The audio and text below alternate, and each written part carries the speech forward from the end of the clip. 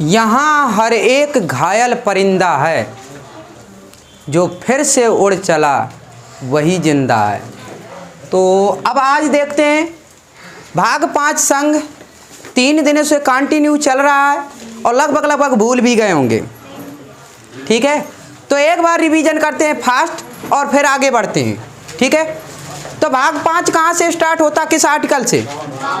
52 article से start करते हैं, जहाँ तक पढ़ाया है फिर उसके आगे से चलेंगे। ठीक है, तो आर्टिकल 52 में क्या है?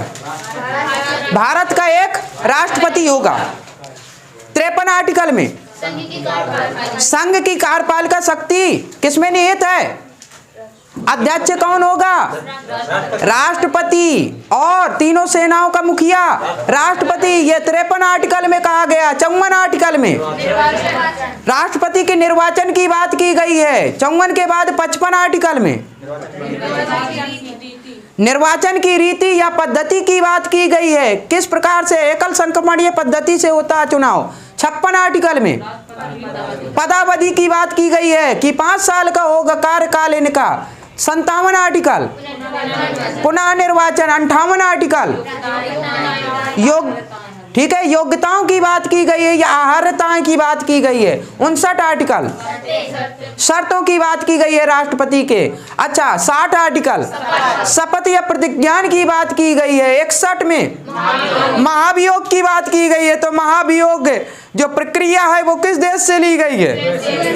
यूएसए से ली गई है। ठीक है, आर्टिकल 62 में रिक्तियों की बात की गई है कि अगर राष्ट्रपति का पद रिक्त हो जाता तो उस स्थिति में 6 माह के अंदर पद भर जाना चाहिए। 62 आर्टिकल हो गया। 63 आर्टिकल में भारत का एक उपराष्ट्रपति होगा। 64 आर्टिकल में राज्यसभा का पदेन सभापति उपराष्ट्रपति होगा। इसके बाद 65 आर्टिकल में फिर रिक्ति की बात है। कैसी रिक्ति? यदि राष्ट्रपति नहीं है, अनुपस्थिति की स्थिति में राष्ट्रपति का कार्यभार कौन संभालेंगे? उपराष्ट्रपति। ठीक है, 66 आर्टिकल में निर्वाचन की बात की गई है। उपराष्ट्रपति के निर्वाचन में कौन कौन भाग लेता है? संसद के दोनों सदन के सदस्य, सभी सदस्य। क्लियर है? इसके बाद 67 पदावधि की बात कितने साल के लिए होता? 5 साल के लिए। ठीक है, 68 आर्टिकल फिर रिक्ति की बात। कैसी रिक्ति?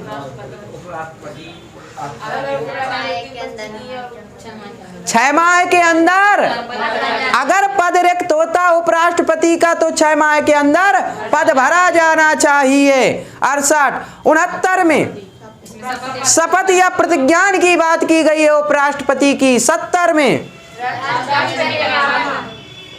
राष्ट्रपति की। ठीक है, राष्ट्रपति निर्वहन करेंगे अपने कार्यों का जो भी है। 70 71 में ठीक है, अगर राष्ट्रपति उपराष्ट्रपति के निर्वाचन में यदि कोई संशय है, गड़बड़ी हुई है तो दोबारा से निर्वाचन होगा। ठीक है, उनका देखा जाएगा और इनका निर्णय जो विवाद की स्थिति हो जाए तो कहां पहुंचता है? उच्चतम न्यायालय में पहुंचेगा डायरेक्ट, सुप्रीम कोर्ट में।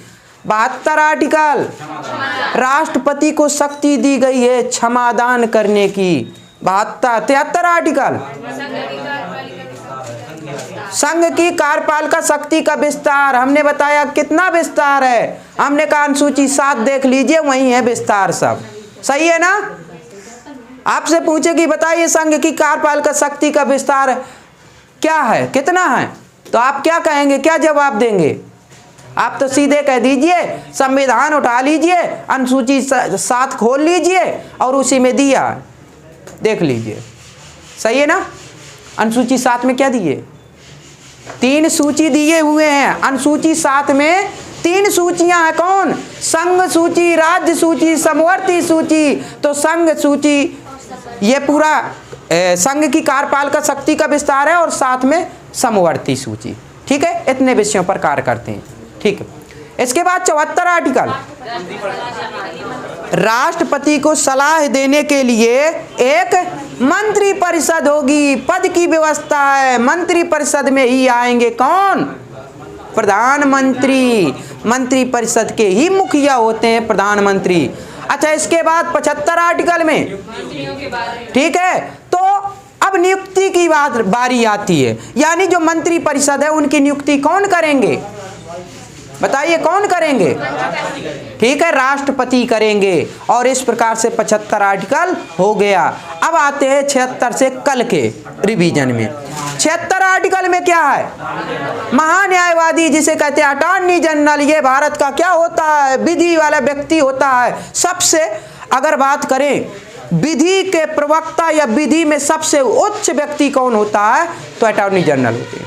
ठीक है, अटॉर्नी जनरल ही सबसे उच्च माने जाते हैं और इनको अधिकार होता है कि भारत के किसी भी न्यायालय में सुनवाई करने का अधिकार है। क्लियर है? अच्छा, 76 हो गया। 77 में जितने भी कार्य होंगे सभी राष्ट्रपति के नाम पर होंगे। जो भी मंत्रिपरिषद कार्य करेगी तो वो पूरे कार्य राष्ट्रपति के नाम पर करेगी। 78 आर्टिकल, जो भी कार्य करेंगे मंत्री परिषद या प्रधानमंत्री तो जानकारी किसे देंगे? राष्ट्रपति को देंगे। ये प्रधानमंत्री के और मंत्री परिषद के कर्तव्य होते हैं। बात क्लियर? 78। अब आते हैं 79, 80, 81। 79 में संसद है, 80 में राज्यसभा, 81 में लोकसभा है। हमने कहा संसद के 3 अंग होते हैं। 79 आर्टिकल के तहत कहा गया है संसद में लोकसभा होगी, राज्यसभा होगी और साथ में राष्ट्रपति होंगे, जिनमें से अभिन्न अंग राष्ट्रपति महोदय होंगे, ऐसा कहा गया है। क्लियर है?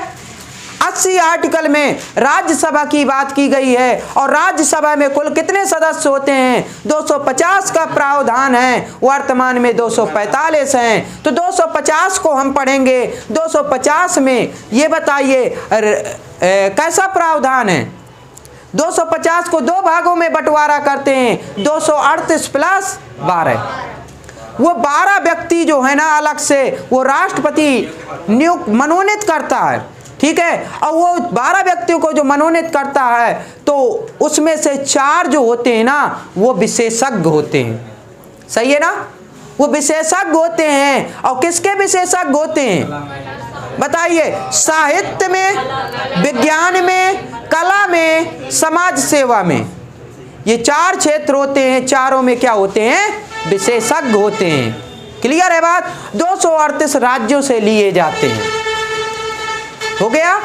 ठीक है। अब इसके बाद आते हैं 81 आर्टिकल में। 81 आर्टिकल में लोकसभा की बात की गई है। सही है ना? लोकसभा में कुल कितने सदस्य हैं?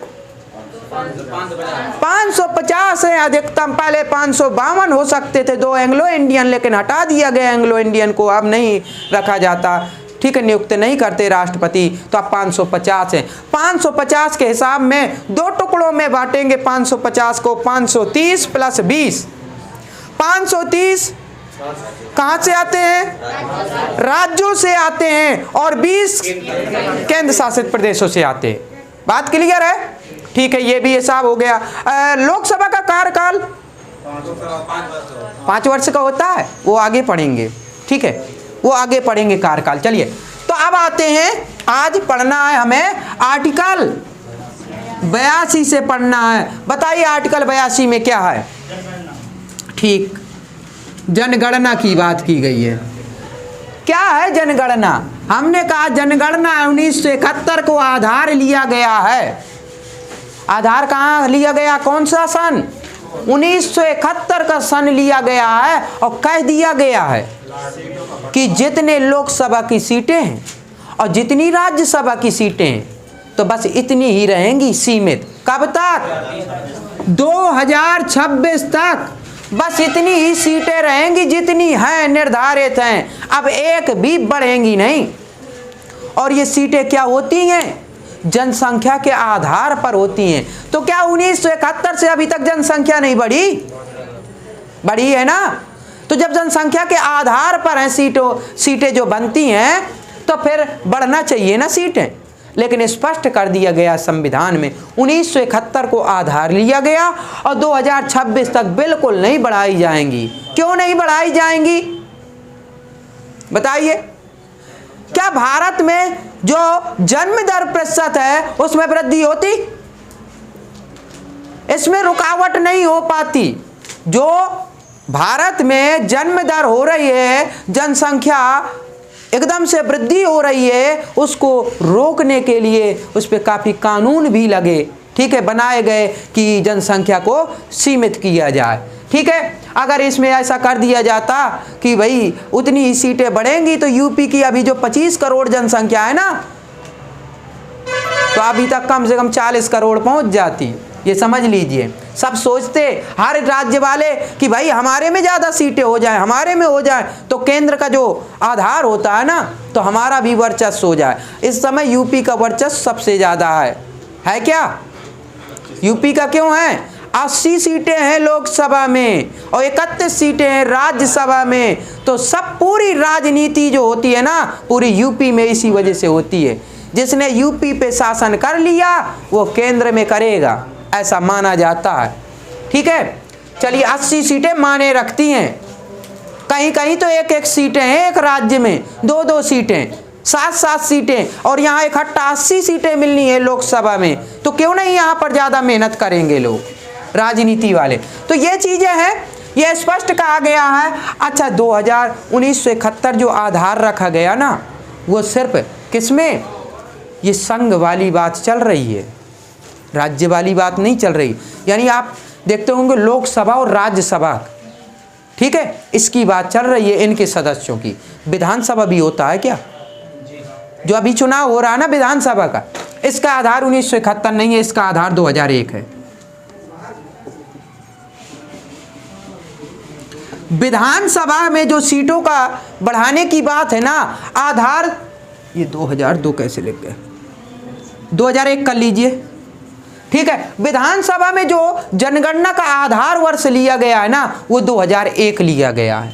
और कब तक नहीं बढ़ेंगी? 2026 तक नहीं बढ़ेंगी। क्लियर है बात? ये ना कर दीजिए कि नहीं 1971 इसमें, तो इसमें भी है। इसका आधार वर्ष 2001 है विधानसभा में। ठीक है, और जो लोकसभा का और राज्यसभा का वो आधार जो बना था तो 1971 जनगणना के आधार पर बना था। चलिए, आर्टिकल 82 हो गया। इस प्रकार से आर्टिकल 83 पे आते हैं। क्वेश्चन जो अच्छे एग्जामों में आते हैं वो यहीं से पूछे जाते हैं। दिमाग में बैठा लीजिए 70 से 90 तक, बहुत अच्छे से पढ़ लीजिए। 70 से 90 के बीच अगर बहुत अच्छे एग्जाम देंगे तो यहाँ से क्वेश्चन बनते हैं। वनडे एग्जाम जो आप देते हैं ना, तो वो तो ऊपर ऊपर पूछ देते हैं, लेकिन जो अच्छे एग्जाम देते हैं ना, सी ग्रेड के, और या कठिन करना होगा एग्जाम को, तो वो यहाँ से देता 70 से 90 के बीच में सबसे ज़्यादा एग्जाम में क्वेश्चन पूछे जाते हैं आर्टिकल में। ठीक है, तो आर्टिकल 83 में क्या है? सदनों की, ठीक, सदनों की अवधि की बात की गई है। कौन से सदन? ठीक है, संसद के दोनों सदनों की, जो हमने पढ़ा 80 आर्टिकल 81 आर्टिकल, सही है ना। 80 आर्टिकल में क्या? राज्यसभा, और आर्टिकल 81 में क्या है? लोकसभा। तो बस इन्हीं की अवधि की बात की गई है, कितने साल के लिए क्या क्या होता है। तो राज्यसभा का कार्यकाल कितने वर्ष का होता है? अवधि। अच्छा, राज्यसभा का अनलिमिटेड, लेकिन राज्यसभा के सदस्यों का ये तो अनलिमिटेड होता, कभी भंग नहीं होती। क्लियर है ना? कल भी हमने बताया राज्यसभा का कार्यकाल अनलिमिटेड होता, जब से बनी अभी तक चल रही है और चलेगी भी। लोकसभा प्रत्येक 5 वर्ष बाद भंग हो जाती है, एक नई लोकसभा आती है, चुनाव होता है, नई निर्वाचित होती है। तो इसका 5 वर्ष होता है, इसका नहीं होता। लेकिन राज्यसभा के सदस्यों का कार्यकाल, सदस्यों का कार्यकाल कितने वर्ष? कार्यकाल होता है 6 वर्ष का। हाँ, राज्यसभा के सदस्यों का कार्यकाल होता है 6 वर्ष का। प्रत्येक 2 साल बाद क्या होता है? प्रत्येक 2 साल बाद 1/3 लोग क्या होते हैं? इससे निकाले जाते हैं और उनकी जगह नए भरे जाते हैं 1/3 लोग। ठीक है, परमानेंट 2/3 बने ही रहते हैं। इस वजह से ये कभी विघटन या भंग नहीं होती है। लोकसभा का कार्यकाल 5 वर्ष, इनके सदस्यों का कार्यकाल 5 वर्ष। ठीक है। आयु की बात करें, राज्यसभा का अगर आपको पहुंचना है राज्यसभा में तो एज कितनी होनी चाहिए बताइए। राज्यसभा का अगर सदस्य बनना है तो आयु 30 वर्ष होनी चाहिए। ठीक है। और लोकसभा का सदस्य बनना है तो आयु कम से कम 25 वर्ष होनी चाहिए। बात क्लियर है। राज्यसभा का सदस्य बनना है तो कम से कम आयु 30 वर्ष। अभी आप लोग राज्यसभा के सदस्य नहीं बन सकते हैं। ठीक है। कम से कम 30 वर्ष की आयु, हम भी नहीं बन सकते,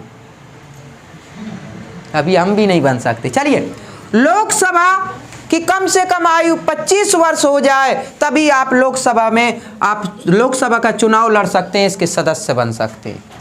बात क्लियर है। चलिए आगे बढ़ते हैं। ये 2 चीजें हैं, दिमाग में बैठा लीजिए। आर्टिकल 84 पे आ जाएं। आर्टिकल 84 पे आते हैं। आर्टिकल 84 में क्या है?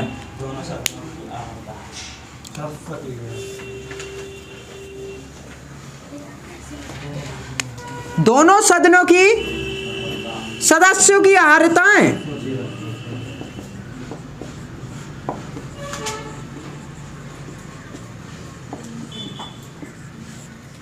तो क्या है अर्हताएं? यही तो हमने बता दिया कि कम से कम आयु, यही है अर्हताएं। अर्हताओं में योग्यताएं क्या है भाई? अगर राज्यसभा में अगर आपको सदस्य बनना है तो कम से कम आयु कितनी होनी चाहिए? कम से कम 30 वर्ष, कम से कम। ठीक है। अधिक अनलिमिटेड है। ठीक है। राज्यसभा, लोकसभा में कम से कम 25 वर्ष, कम से कम। भारत का नागरिक होना चाहिए, यही चीजें तो हैं। भारत का नागरिक होना चाहिए, यह भी तो अर्हता है। भारत का नागरिक नहीं होगा तो भाई कैसे सदस्य बन लेंगे?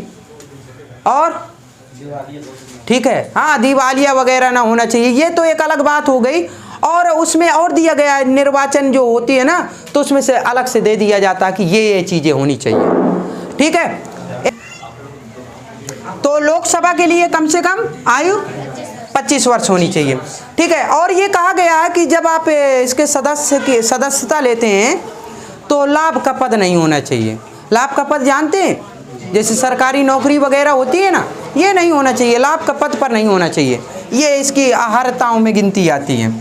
आर्टिकल 84 भी हो गया इस तरीके से। आर्टिकल 85 पे आते हैं।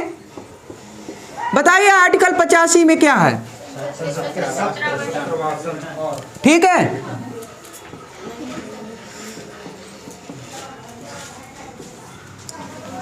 सत्रावसान, बस एक शब्द याद कर लीजिए, सत्रावसान। एक शब्द ये हो गया, बाकी विस्तार हम किए दे रहे हैं तो समझ लीजिए कि ये चीजें हैं। अच्छा, कोई भी सत्र, आर्टिकल 85 में क्या कहा गया है? कितने सत्र होते हैं? 2 होते हैं सत्र। कौन कौन से? किसी को पता है? बताइए। एक होता बजट सत्र, होता है क्या? एक होता शीत सत्र, ठंडियों के समय शीत सत्र। एक मानसूनी सत्र होता है, जब बरसात का सीजन होता है ना, मानसूनी सत्र होता है। तो 3 सत्र होते हैं। सबसे पहले बजट, फिर मानसून और फिर शीत सत्र। 3 सत्र चलते हैं। कम से कम 2 सत्र चलने चाहिए। तीसरा तो बीच में ऐसे कर देते हैं बरसात के समय, ऐसा ना हो 2 सत्रों के बीच 6 माह क्या से ज़्यादा गैपिंग हो जाए। तो 2 सत्रों के बीच में 6 माह से ज़्यादा गैपिंग नहीं होनी चाहिए, इस वजह से 3 सत्र कर देते हैं। क्लियर है? तो सत्रावसान जो सत्र बुलाने का कार्य करते हैं वो कौन कराते हैं? बताइए। राष्ट्रपति सत्र बुलाते हैं। कहते हैं भाई अब आपका क्या है, सत्र का समय हो गया है। राज्यसभा, लोकसभा जो भी है उनको कहते हैं आ जाओ भाई, ये इतने इस तारीख से स्टार्ट होगा सत्र। ये चीजें हैं। तो बुलाने का कार्य कौन करता है? राष्ट्रपति महोदय करते हैं। ठीक है। अच्छा, अगर वो करना हो सत्रावसान, उसको कि खत्म करना हो, सत्र को खत्म करना कि चलो खत्म हो गया सत्र, तो कौन करता है? राष्ट्रपति। ये पावर राष्ट्रपति के पास है। अच्छा, एक चीज और, कभी कभी ऐसा होता है सत्र, आप लोगों ने कभी देखा कि सत्र जैसे चलते हैं तो वहां क्या होता है? वहां बवाल होता है, ठीक है। एक पक्ष विपक्ष होते हैं, एक पक्ष वाले बोलते, कभी विपक्ष वाले बोलते, तो ऐसा बोलते हैं कि वहां पता चला बेंचों पर पता चला कि जो जूता चप्पल पहने वो भी फेंकने लगे, ठीक है। कभी कभी तो टमाटर अंडे लिए रहते वो फेंकने लगे। ये चीजें होती है, ऐसा सत्र में होता है, बिल्कुल है, जाते हैं बाहर। अरे भाई ऐसा भी होता है कभी कभी, ठीक है। अध्यक्ष वगैरह जब बैठे होते हैं ना, वहां जाना है, हाजिरी हो गई, बस चले गए बाहर, तो चाय पी रहे हैं, यहाँ अपना चल रहा है।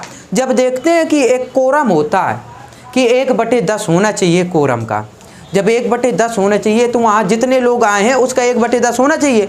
अब वहाँ पर नहीं होते, पता चला कि वो इस वहाँ पर चाय पी रहे, कोई वहाँ पर पी रहे हैं, ठीक है। नहीं है तो बेल बजती है कि भाई जल्दी से जल्दी आ जाओ अंदर, नहीं तो कोरम पूरा नहीं है, आज का दिन समाप्त हो जाएगा। तो देखते हैं कि कोरम पूरा नहीं है तो सीधे कह देते हैं कि भाई आज नहीं चलेगा सत्र, कल आना आया। तो ये चीज़ें हो जाती हैं, ठीक है। लेकिन उसमें भी होता है कि आना अनिवार्य होता है। अगर कंटिन्यू आप अगर 60 दिन नहीं आते हैं, ऐसा भी है ना कि अगर कंटिन्यू आप 60 दिन या 6 माह, एक वैसे 60 दिन का होता है कि आप 60 दिन कंटिन्यू नहीं आते हैं ना, तो आपको हटा दिया जाएगा, सदस्यता नहीं रहेगी फिर, चाहे लोकसभा में हो चाहे राज्यसभा में। इस वजह से एंट्री जरूरी है। तो जाते हैं, एंट्री दे आते हैं, अपना घूमते रहते हैं, मनमानी करते रहते हैं। जैसे ये नहीं होता, हम स्कूलों में क्या करते रहे, ठीक है, पी लेके गया तो बस निर्द्वंद हो गए, यही होता है ना, पी बस लेके जाए प्रेजेंट हो गए। तो सुबह टाइम हो जाए तो और अच्छी बात, सुबह अगर हो गई तो बस जितनी टाइम देखेंगे कि अब टाइम मिल गया तो निकल लेंगे आराम से। तो यही चीज़ है, और वही बाद में पता चलता कि पढ़ लिया होता सही से तो ठीक रहता, ठीक है। चलिए आगे देखते हैं, ठीक। तो राष्ट्रपति क्या करते हैं? राष्ट्रपति के पास पावर होती है कि अगर वो देखेंगे कि ज़्यादा शोर शराबा कर रहे हैं तो कह देंगे कि आज का समय समाप्त, जाइए अपने अपने घर। पता चला वो सीधे कह दे कि 2 दिन नहीं चलेगी, बैठक नहीं चलेगी, ये भी कर सकते हैं राष्ट्रपति। वो कहीं भी बुला सकते हैं। संसद में बुलाई जाती है ना, ये संसद की है, हाँ बिल्कुल है। तो ये चीज़ें हैं, इस प्रकार से ये राष्ट्रपति की बात की गई है। सत्रावसान यानी विघटन कर सकते हैं, ठीक है, भंग कर सकते हैं, जो भी है सत्र को आहूत कराने का यानी बुलाने का, और उसका विघटन का अधिकार किसके पास है, शक्ति किसके पास है? राष्ट्रपति के पास है। ये आर्टिकल 85 में कहा गया है, ठीक है। आर्टिकल 86 में बताइए, आर्टिकल 86 में अभिभाषण आर्टिकल 86 में अभिभाषण की बात की गई है। तो बताइए अभिभाषण कौन तैयार करते हैं?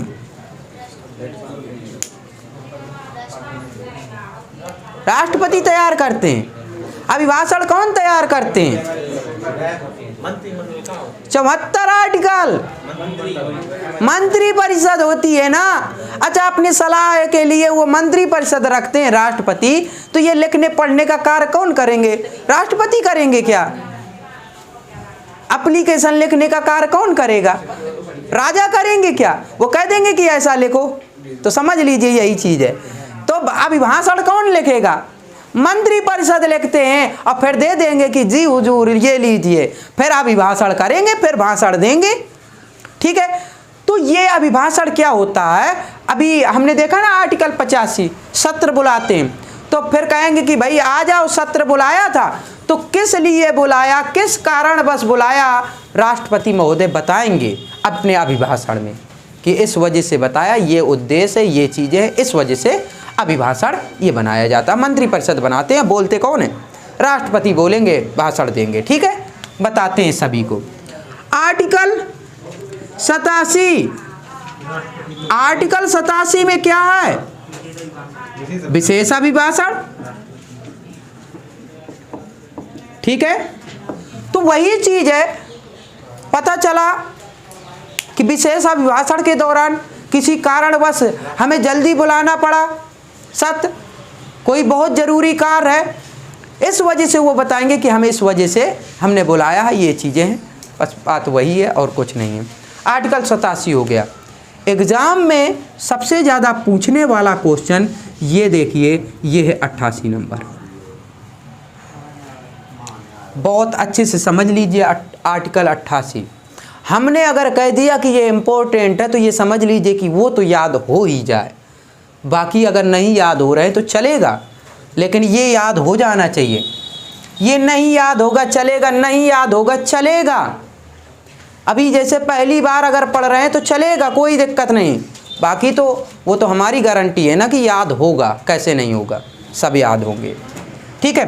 तो आर्टिकल 88 में क्या कहा गया है बताइए? महान्यायवादी मंत्री भी कहा गया है, मंत्रियों और एवं महान्यायवादी, सही है ना?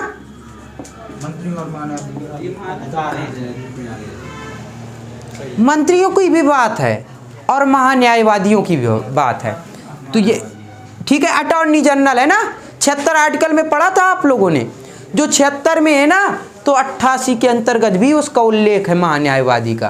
क्या है?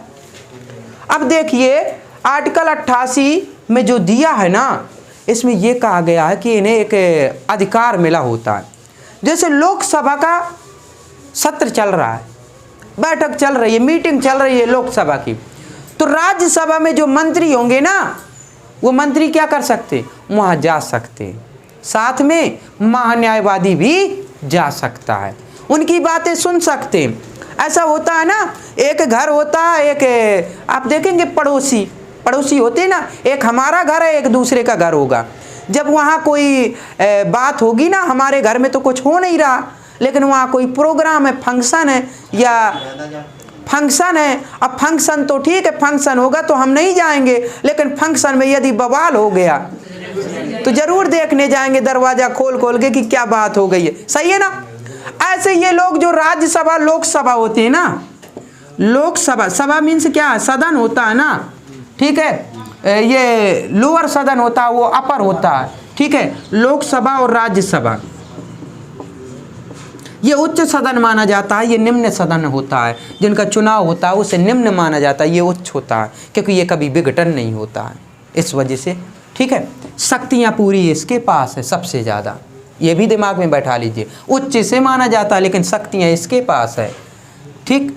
तो जैसे ये दो घर हो गए, यहाँ मीटिंग चल रही है, बैठक चल रही है, हमने बताया ना कि इनकी मीटिंग में क्या होता है। पता चला कि वो कुछ बोलेंगे और ये शोर शराबा करने लगेंगे, पता चला कि वो बेंचें ठोक रहे हैं, अपने अपने जूते चप्पल उतार के बेंचों में मार रहे हैं कि सुने ना कोई, ये चीज़ें होती हैं। ऐसा चलता है सत्र, और जब ऐसा चलता है ना तो ये लोग देखने जाते हैं कि हमारे घर में तो कुछ नहीं हो रहा, यहीं के मजे ले लें, तो ये लोग आ सकते, मंत्री और प्लस महान्यायवादी आ सकते हैं, इनकी बैठक में भाग ले सकते हैं। देखिए भाग लेने का अधिकार है, लेकिन बात ऐसी आ जाएगी मतदान वाली कि मतदान करिए, कि इसका समर्थन करिए, तो ये मतदान में भाग नहीं ले सकते।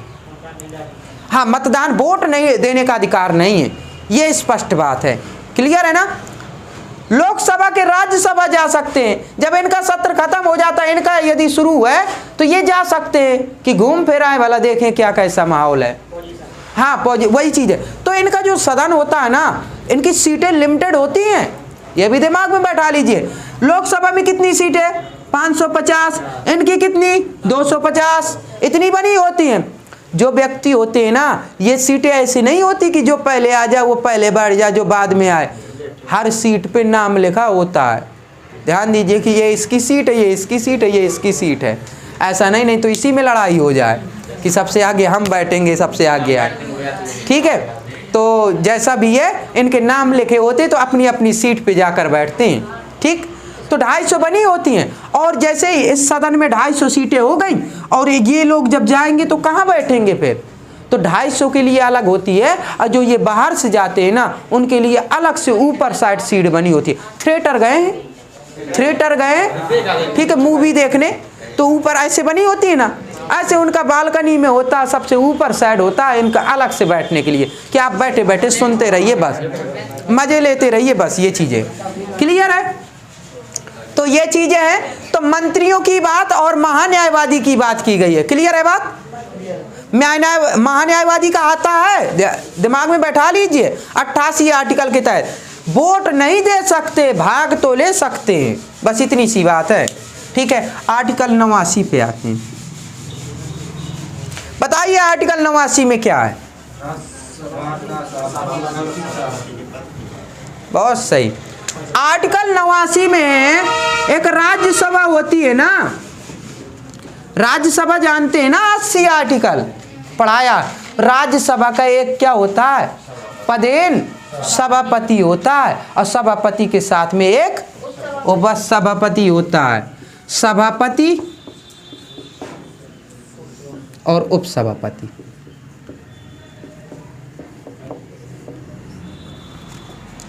आर्टिकल 89 के तहत कहा गया है कि राज्यसभा का एक सभापति होगा और एक उपसभापति होगा, पद की व्यवस्था की गई है आर्टिकल 89 के तहत। बात सही है। राज्यसभा का सभापति कौन होगा, राज्यसभा का सभापति कौन होगा, इनमें चुनाव नहीं होता, ध्यान दीजिए। सभापति में क्यों नहीं होता, क्योंकि निर्धारित है हमारे संविधान में स्पष्ट 64 आर्टिकल के तहत कह दिया गया है कि राज्यसभा का पदेन सभापति उपराष्ट्रपति होगा। कहा गया कि नहीं, और कहा गया तो इसका चुनाव क्यों होगा, जो उपराष्ट्रपति हो जाएंगे उसी को बैठा दिया जाएगा वहां पर। तो राज्यसभा का ये सदस्य नहीं होता है, ठीक है। यही तो एक विवाद की बात है कि उस सदन का सदस्य न होते हुए भी उसका हेड होता है। तो उपराष्ट्रपति क्या होता है, राज्यसभा का सभापति, उपसभापति उसी का सदस्य होता है, वो निर्वाचित होते हैं। क्लियर है बात, ठीक। आर्टिकल 89 पद की व्यवस्था है, राज्यसभा का सभापति उपसभापति की बात है। आर्टिकल सीधे 93 पे पहुंचते हैं, ठीक है। अब जो है ना 90, 91, 92 की जरूरत नहीं है पढ़ने की, हमें पढ़ना था मात्र 89 तक कंटिन्यू। इसके बाद जो महत्वपूर्ण है वही पढ़ेंगे। यहाँ से हम महत्वपूर्ण ही पढ़ेंगे जो एग्जाम में आते हैं, फालतू पढ़ने से कोई मतलब नहीं है अब, ठीक है। पता चला कि 395 पढ़ाएंगे ना, तब तो हो गया, बेड़ा गर्क हो जाएगा, ठीक है। कब तक पढ़ा पाएंगे, और आप लोग भी कहेंगे कि बस आर्टिकल बस के लिए होंगे, ठीक है। 395 आर्टिकल इतने कौन रटेंगे, बताइए। इतने रटने की ज़रूरत नहीं है, बस यहाँ तक है, यहाँ तक रटना है। बिल्कुल रट क्या, बिल्कुल याद होना चाहिए, कंठस्थ याद होना चाहिए। जैसे हम पहाड़े याद करते हैं, ठीक है, गिनती याद करते हैं, ऐसे इन्हें याद करना। अपने देश का संविधान है, याद होना चाहिए, संविधान है ये, और याद होना चाहिए। पहली प्राथमिकता तो इसी को देना चाहिए, ठीक है। चलिए आर्टिकल 93 में क्या है,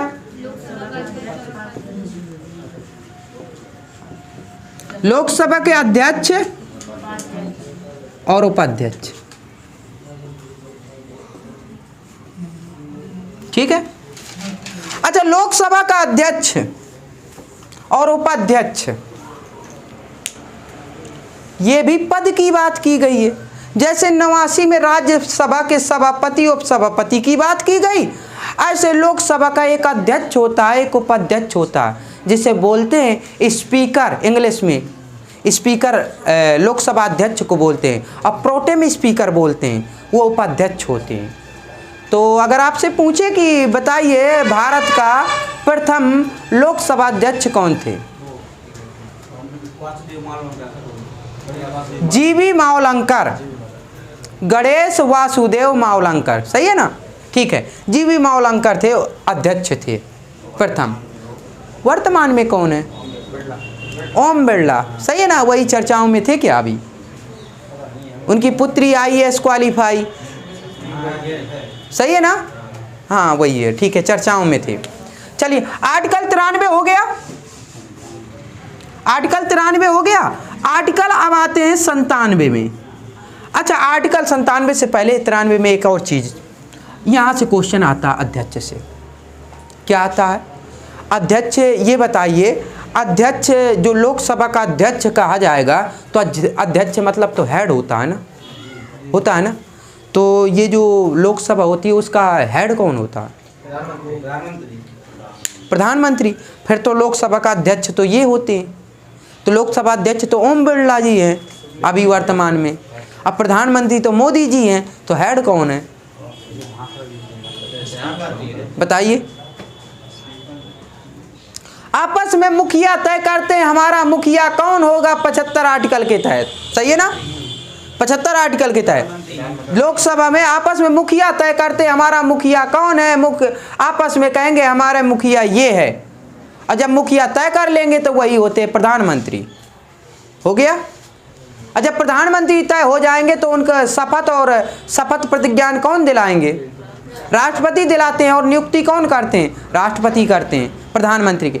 अब प्रधानमंत्री कहेगा जिन्हें हम जैसा कहेंगे वैसे आपको शपथ और गोपनीयता की शपथ दिलानी है। तो लोकसभा अध्यक्ष का एक पद आएगा, लोकसभा अध्यक्ष का एक पद आएगा। क्या एक व्यक्ति को ये भी तो कहेंगे कि ये लोकसभा अध्यक्ष है, तो वो जब पद की गोपनीयता की शपथ लेगा तो बताइए किसकी शपथ लेगा?